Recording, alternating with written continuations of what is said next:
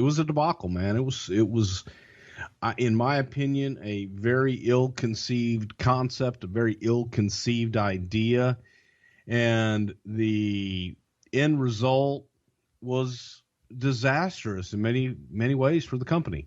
Well, let's, one of the things that I know you love and hate about the show, you hate the rumors and innuendo, but man, you love shooting them down. So do you want to kind of tell everybody how this came about, or can I go ahead and fire some theories off and then you set the record straight? Well, the interesting thing is somebody did an article on the Brawl for All recently and talked to several different people, some of whom were involved, some that were not. And in the article, and I guess over time, the creator and the person whose idea it was for the Brawl for All, Vince Russo, had made a comment that he came up with the Brawl for All as a way to shut John Layfield up, JBL up, because Layfield allegedly had made a comment. I say allegedly, trust me, John probably made the comment. If this were a real bar fight, hell, I'd be the only one standing. And Russo came up with this idea. Do you believe that? Do I believe what? That JBL thought he was the baddest dude on the lot? I would hope so. Good. Okay. Just wanted to make sure you weren't backing up on that, because I think most of the guys on some level think they're... That's my point. Yeah. I think every single guy that entered the Brawl for All felt they were the baddest dude. And I think that a lot of us that had friends that were a part of it felt that each, that there were a lot of tough guys. Everybody that entered it was a tough guy. But when you add rules to a fight, all of a sudden that's a whole different situation. And the guys weren't boxers. They weren't necessarily amateur wrestlers. Some had boxing backgrounds. Some had amateur wrestling backgrounds. Some had no backgrounds at all other than being professional wrestlers and, being reputed tough guys. So to set the record straight here, Layfield and Cornette both say this was a Russo idea officially. Russo says it was a Russo idea. What does Bruce Prichard say?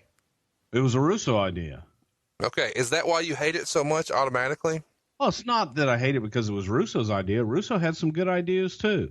But this has to top the list of one of the all-time worst ideas in the sports entertainment enterprise ever. But you don't believe that it's that level of a bad idea because it was Russo's idea.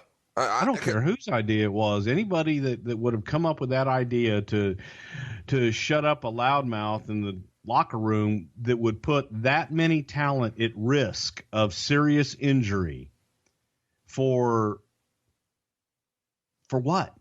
Well, okay, let's talk through this. This seems like a long time ago now. But around this time, especially on cable television, there was an influx of tough man contest programming. FX at the time was running these and doing pretty well with them in the cable ratings. And so through a lot of that television, they started popping up all over the country. I remember this being a pretty common thing, that seemingly has gone away a little bit now with the popularity of the UFC.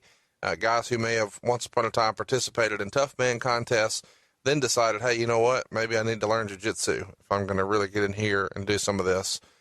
But I'm curious, this is a time when you guys are trying to be very competitive with WCW. You're looking for ratings. You're willing to take chances. In 1998, the WWF was doing stuff they've never done before.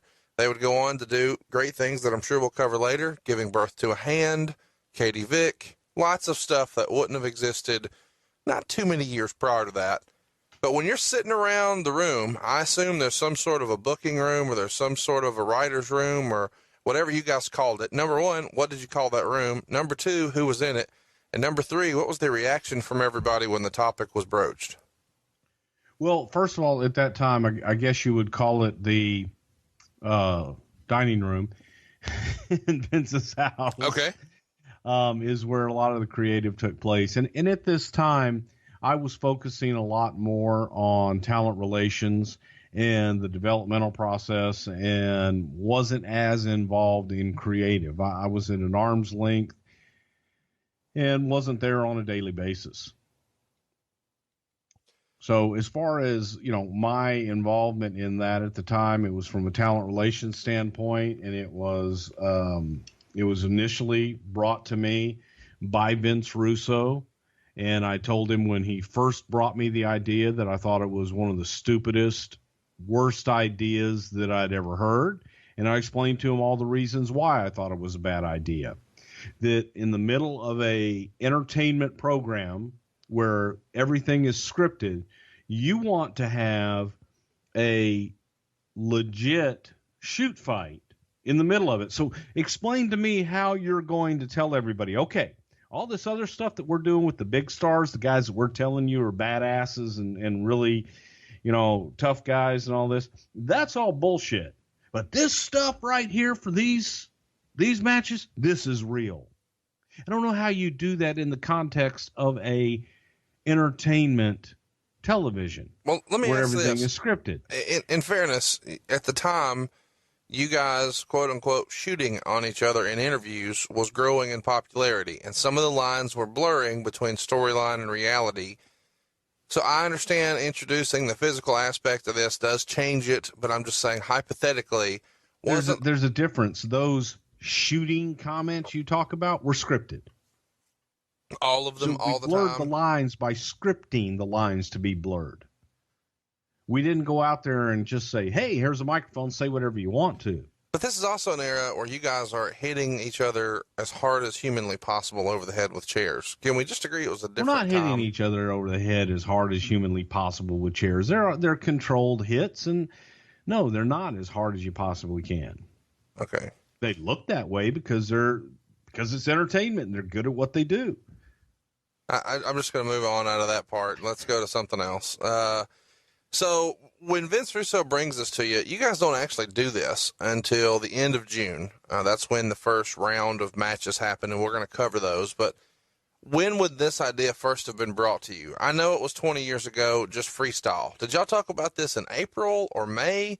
Or does it not come up until June and then, hell, we're doing it next week type deal? You know what? Essentially, it pretty much came up, and we were doing it within a couple weeks. Okay, so when it comes up, I assume at some point around a dining room table, around the pool, wherever you guys are, there's a conversation for who the participants are going to be. How does that come about? I tell you, Russo came to me and pitched me the idea and gave me a list of everyone that they wanted to be in it. And the idea behind it was that I had to then get on the phone and pitch this idea to the talent that were being requested to be a part of this deal. Do you want to go in and do you want to have a, quote, shoot fight, a real fight, and explain the rules to them with your other competitors? The winner gets more money and moves on in the tournament with the opportunity for more money. The loser gets X amount and you're eliminated from the tournament. So, again, I made my feelings known, and as I can do sometimes, I made them very colorfully and very loudly known. And, got back and I got the phone call about how negative I was and the fact that I was poo-pooing and shitting on someone's idea. And I wasn't necessarily just poo-pooing the idea because of who it was. I didn't. As I said, Vince Russo had some great ideas and was a creative guy. But this particular idea, I did feel was horrible. I was paid for my opinion and to give my honest opinion and not just say, oh, yeah, no, that's a great idea. I think it's wonderful to put our working talent that are entertainers into a real life situation where they can get hurt and our tough guys end up that we portray on TV as tough guys, storyline wise, may end up to be portrayed as not all that tough. So I was tasked with the job of having to sell this to the talent. So I put my salesman hat on. And once I was given my marching orders, by God, I'm going to be positive about it. And I'm going to do everything I can to, sell that ice cream to the Eskimos. So let me ask this, and there's no real polite way for me to ask this without seeming like a real asshole, so I apologize in advance. But when you look at the guys who actually competed in this, with the exception of eventually Bradshaw, and a few years prior, Hawk. All of these guys are, for the most part, underneath guys. Now, I don't mean that in a derogatory way. I have great respect for everyone in professional wrestling. It takes a full card to make an entertaining night, etc., etc.